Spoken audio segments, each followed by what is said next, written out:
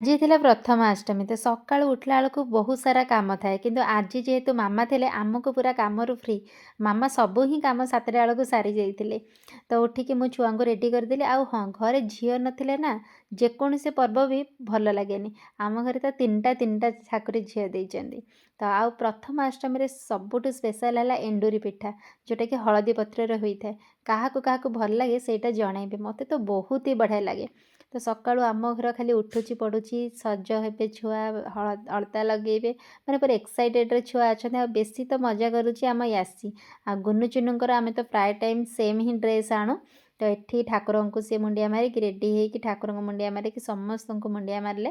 ଆଉ ଏଠି ବୋଉ ମିସିଂ ଅଛନ୍ତି କାରଣ ବୋଉ ଟିକେ ତଳକୁ କାମରେ ପଳେଇଥିଲେ। ତ ଆମର ଆକ୍ଚୁଆଲି ଆଜି ଗାଁରେ ପିଠା ବଣ୍ଟା ହେବାର ଥିଲା। ତ ହଳଦୀ ପତ୍ର ସରିଗଲା ମୁଁ ଆଉ ଅଳ୍ପ ହଳଦୀ ପତ୍ର ଯାଇଥିଲି ବାରୁକି ଆଣିବା ପାଇଁ।